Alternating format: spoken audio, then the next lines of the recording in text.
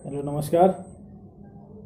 मेरा नाम अनिल सक्करवाल और मैं राजकीय उच्च माध्यमिक विद्यालय देवदा बांसवाड़ा में भौतिक विज्ञान लेक्चरर की पोस्ट पर कार्यरत हूँ। अभी जैसा कि हमें पता है सभी को, सिलेबस जो है राजस्थान बोर्ड ने सिलेबस में परिवर्तन किया है। काफ़ी सिलेबस जो है वो कम किया गया है।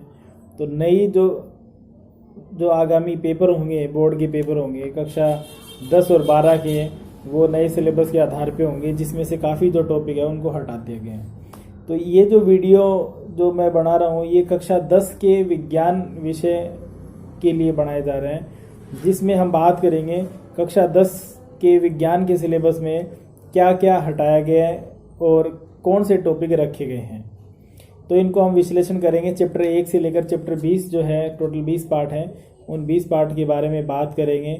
साथ ही ये बात करेंगे कि कौन सा पार्ट कितने नंबर का है, कितनी यूनिट में जो पूरे सिलेबस को है वो डिवाइड किया गया है, किस तरह के जो क्वेश्चन है वो किस चैप्टर से कितने नंबर के पूछे जाएंगे।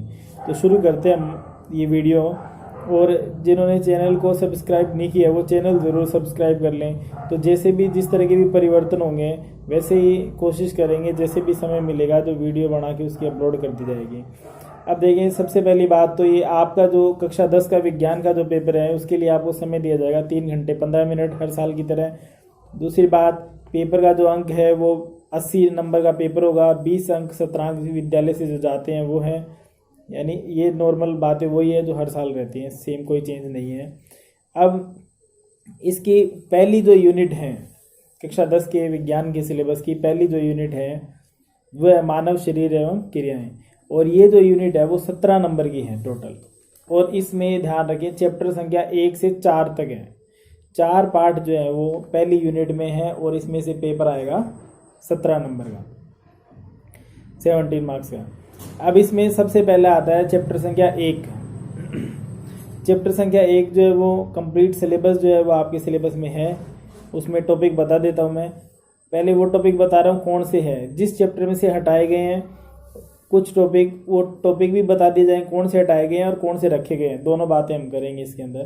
पहला चैप्टर है भोजन एवं मानव स्वास्थ्य। भोजन और मानव स्वास्थ्य। ये चैप्टर 5 नंबर का है, यानी इसमें से जो क्वेश्चन आएंगे वो आपके 5 नंबर के क्वेश्चन इसमें से पूछे जाएंगे। इसमें जो टॉपिक है वो कंप्लीट चैप्टर ही है ये आपके सिलेबस में। संतुलित व असंतुलित भोजन, मानव स्वास्थ्य, नशीले पदार्थ, खाद्य पदार्थों में मिलावट के दुष्प्रभाव। यानी आपको इसमें ज़्यादा सोचना नहीं है, आपको ये कंप्लीट चैप्टर याद करना है। फिर आता है चैप्टर संख्या 2। चैप्टर संख्या 2 में दो टॉपिक्स जो है वो उनको हटाया गया है, बाकी टॉपिक एज इट इज़ हैं।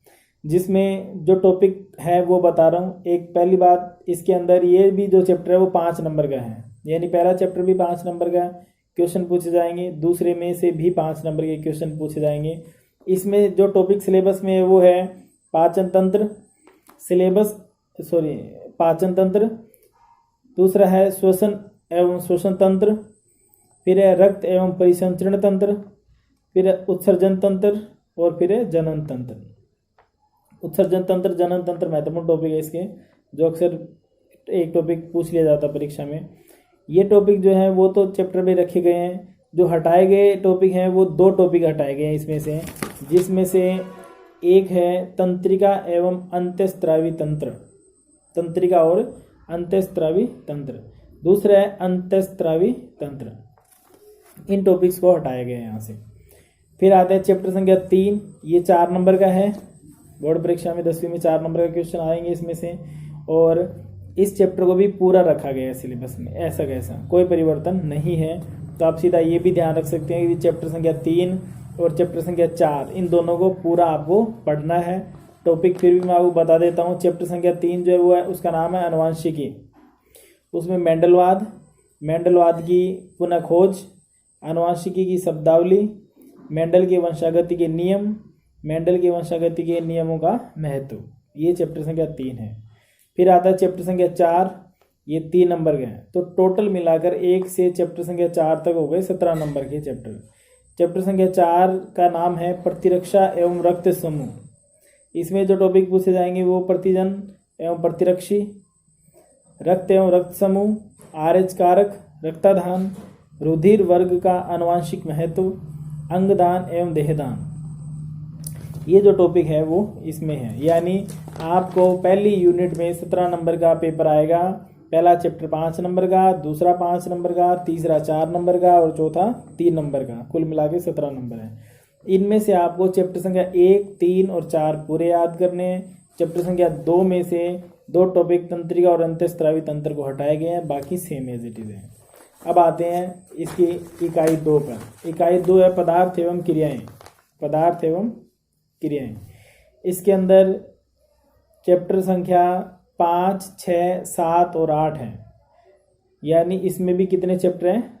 4 चैप्टर है इस इकाई में, जो हर साल होते हैं और उसमें 16 नंबर का जो पेपर है वो आपसे इसमें पूछा जाएगा। यानी इन 4 चैप्टर का अंक बाहर है 16। इसमें से चैप्टर संख्या 5 जो है वो पूरा सिलेबस में है और चैप्टर संख्या 6 जो है वो भी पूरा सिलेबस में है। चैप्टर संख्या 5 और 6 टोटल सिलेबस में है। फिर भी हम बात कर लेते हैं क्या है। चैप्टर संख्या 5 का नाम है दैनिक जीवन में रसायन।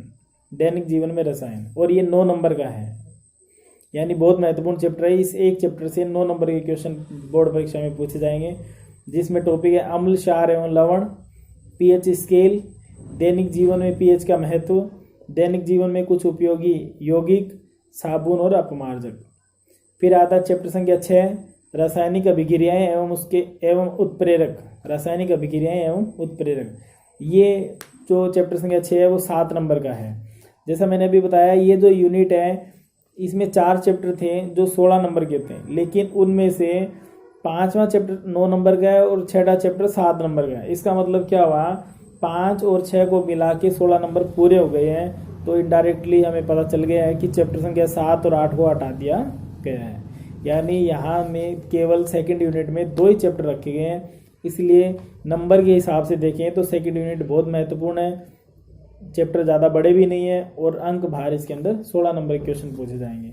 चैप्टर संख्या 6 जो है वो बात कर लेते हैं रासायनिक अभिक्रियाएं एवं उत्प्रेरक। इसमें भौतिक एवं रासायनिक परिवर्तन, रासायनिक समीकरण, रासायनिक अभिक्रिया, ऑक्सीकरण अपचयन, उदासीनीकरण और उत्प्रेरक, ये भाग है। सिंपल वे में आप इतना ध्यान रख सकते हैं। चैप्टर संख्या 5 और 6 आपको राजस्थान बोर्ड के अनुसार कंप्लीट सिलेबस पढ़ना है, और ये दोनों चैप्टर जो है वो 16 नंबर के हैं आपके सिलेबस में। उसके बाद आते हैं यूनिट 3, चैप्टर संख्या 8 तक बात हो गई है। फिर आते हैं यूनिट 3 पर। यूनिट 3 जो है वो 15 नंबर की है, 15 नंबर की, और इसमें चैप्टर संख्या 9 है, फिर चैप्टर संख्या 10 है और चैप्टर संख्या 11। 3 चैप्टर है इसमें से, जिनमें से चैप्टर संख्या 9 में से एक टॉपिक हटाया गया है अभी केवल। चैप्टर संख्या 9 में से एक टॉपिक हटाया गया है, और वो टॉपिक हटाया गया है वो है नेत्र दृष्टि दोष एवं उसका निराकरण। यानी आंख से संबंधित कौन सी बीमारियां हैं जो नॉर्मली मनुष्य को होती हैं, उनमें जरा दृष्टि दोष, दूर दृष्टि दोष, निकट दृष्टि दोष, ये जो अतिबिंदुकता, ये बीमारियां, उनके निवारण के लिए कौन से लेंसों का प्रयोग किया जाता है। दूर का नहीं दिखाई दे तो कौन से लेंस लगाए जाते हैं चश्मे में, नज़दीक का कम दिखाई दे तो कैसे लगाए जाते हैं, जिनको दोनों की प्रॉब्लम हो तो कैसे लगाए जाते हैं। केवल ये एक टॉपिक हटाया गया। तो आपको ध्यान रखना है, आंख से संबंधित बीमारियां जो हैं, दूर दृष्टि दोष, निकट दृष्टि दोष, जरा दृष्टि दोष और अतिबिंदुकता, 4 प्रकार की होती है ये, उनके दोष और उनके निवारण, इनको हटा दिया गया। इसके अलावा चैप्टर संख्या 9 पूरा एज इट इज हमारे सिलेबस में रखा गया है। दूसरी महत्वपूर्ण बात, इसमें से 8 नंबर के क्वेश्चन आएंगे। 8 नंबर के टॉपिक मैं रिवाइज कर देता हूँ, कौन कौन से जो टॉपिक है वो आपके सिलेबस में हैं। वो उनमें से है, सबसे पहले प्रकाश का परावर्तन, परावर्तन के नियम, गोलीय दर्पण, गोलीय दर्पणों से प्रतिबिंब का निर्माण, दर्पण सूत्र, आवर्धनता, अपवर्तन, गोलीय लेंस से अपवर्तन, लेंस से प्रतिबिंब का निर्माण और लेंस की क्षमता। ये जो टॉपिक है वो है। तो आप सीधा ध्यान रख सकते हो, चैप्टर संख्या 9 में आपको पूरा सिलेबस पढ़ना है, केवल नेत्र दृष्टि दोष और उसके निवारण को छोड़कर। अब बात करते हैं चैप्टर संख्या 10 की, उसको पूरा हटा दिया गया है, वो आपके सिलेबस में नहीं है। फिर आता है चैप्टर संख्या 11। चैप्टर संख्या 11 में जो है वो 7 नंबर का चैप्टर है, और इसमें बहुत कम टॉपिक रखे गए हैं, लगभग टॉपिक जो है वो हटा दिए गए हैं। इसमें 3 टॉपिक है केवल आपके सिलेबस में, वो है कार्य शक्ति और विद्युत शक्ति। कार्य शक्ति और विद्युत शक्ति, ये 3 टॉपिक्स केवल सिलेबस में रखे गए हैं। और सबसे बड़ी बात, इन तीनों में से 7 नंबर का पेपर जो है वो आपसे पूछा जाएगा पेपर में, एग्जाम में। तो यहाँ से टोटल हो गया 15 नंबर, जिनमें से चैप्टर संख्या 9 8 नंबर का है और चैप्टर संख्या 11 7 नंबर का है। चैप्टर संख्या 10 को हटा दिया गया है। चैप्टर संख्या 11 में 3 ही टॉपिक पढ़ने हैं आपको, कार्य शक्ति और विद्युत शक्ति। अब इसके अंदर जो चैप्टर का नाम है वो कार्य, ऊर्जा और शक्ति है, तो इसका मतलब ऊर्जा वाले जो टॉपिक है वो सारे हटा दिए गए हैं और सबसे ज़्यादा टॉपिक ऊर्जा से ही है। कौन कौन से हटाए गए हैं वो मैं आपको बता देता हूँ।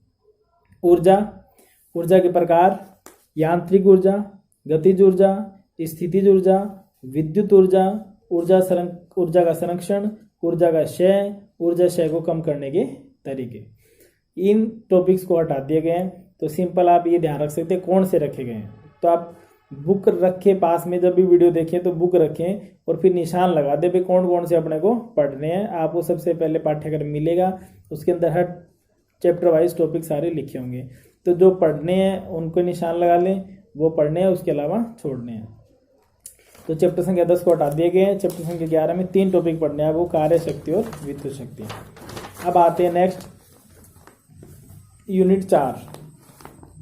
यूनिट 4 जो है वो 12 नंबर की है, 12 नंबर की। और यूनिट 4 में 3 चैप्टर हैं, चैप्टर संख्या 12 13 और 14, 3 चैप्टर हैं। 3 चैप्टर में से चैप्टर संख्या 13 को हटा दिया गया है और चैप्टर संख्या 12 और चैप्टर संख्या 14 रखा गया है। और 12 और 14 6-6 नंबर के हैं। 12 और 14 जो है वो 6-6 नंबर के हैं। दोनों चैप्टर पूरे रखे गए हैं एज इट इज, इनमें कोई परिवर्तन नहीं किया गया है। टॉपिक की बात करें तो मैं वो टॉपिक पूरे पढ़ के बता देता हूँ। सिंपल आप ध्यान रख सकते हैं, चैप्टर संख्या 12 और 14 आपको पूरा पढ़ना है, उसमें किसी तरह का कोई परिवर्तन नहीं किया गया है। चैप्टर संख्या 13 पूरा हटा दिया गया है। चैप्टर संख्या 12 है प्रमुख प्राकृतिक संसाधन। इसमें टॉपिक आते हैं प्राकृतिक संसाधनों का तात्पर्य क्या होते हैं, प्राकृतिक संसाधनों के प्रकार कितने प्रकार के हैं, प्राकृतिक संसाधनों का प्रबंधन, फिर है वन्य जीव संरक्षण, फिर है कोयला एवं पेट्रोलियम का संरक्षण, प्राकृतिक संसाधनों के संरक्षण में जन भागीदारी, ये है चैप्टर संख्या 12।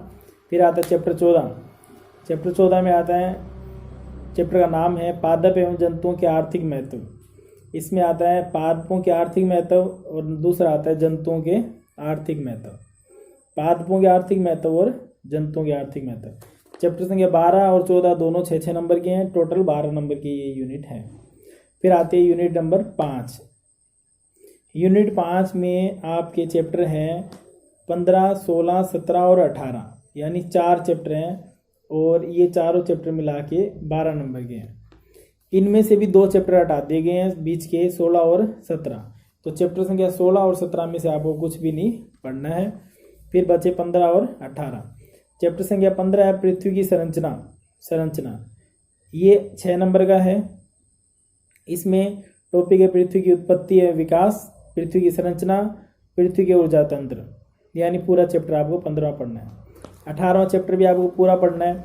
उसके अंदर है Sushruta, Charaka, CV Raman, doctor Homi Jehangir Bhabha, Prafulla Chandra Ray, doctor Panchanan Maheshwari, doctor Salim Ali, doctor APJ Abdul Kalam, और ये भी 6 नंबर का है। इसमें क्या दिया गया है, चैप्टर का टाइटल जो है वो क्या है, भारतीय वैज्ञानिक जीवन परिचय एवं उपलब्धियाँ, यानी भारतीय जितने भी वैज्ञानिक हुए हैं उनका जीवन परिचय क्या है और उनकी उपलब्धियाँ, उन्होंने अपने वैज्ञानिक जीवन में कौन कौन से आविष्कार किए हैं, कौन से कार्य किए हैं, क्या उपलब्धियाँ हैं उनकी, वो सारी चैप्टर संख्या 18 में है। तो 18 और 15 दोनों जो है वो 6-6 नंबर के हैं। टोटल जो ये यूनिट 5 है वो 12 नंबर की है। अब सबसे अंत में आती है अंतिम इकाई 6। इसमें चैप्टर संख्या 19 और 20 थे, जिनमें से चैप्टर संख्या 20 को हटा दिया गया पूरी तरह से, जो सड़क सुरक्षा था उसको हटा दिया गया है। चैप्टर संख्या 19 है जो अकेला 8 नंबर का महत्वपूर्ण चैप्टर है। अकेला चैप्टर कितने नंबर का, 8 नंबर का है। और चैप्टर का नाम है जैव विविधता एवं इसका संरक्षण, जैव विविधता एवं इसका संरक्षण। इसमें टॉपिक बता देता हूँ, वैसे पूरा चैप्टर पढ़ना है, फिर भी टॉपिक की बात कर लेते हैं। जैव विविधता के स्तर, वैश्विक जैव विविधता, भारत की जैव विविधता, जैव विविधता के तप्त स्थल, जैव विविधता का महत्व, जैव विविधता पर संकट, जैव विविधता का संरक्षण, यानी सारी बात जो है जैव विविधता से की गई है। पूरा चैप्टर जैव विविधता से संबंधित है। इसका संरक्षण कैसे करना है वो बातें इस चैप्टर के अंदर है, इसको पूरा आपको पढ़ना है।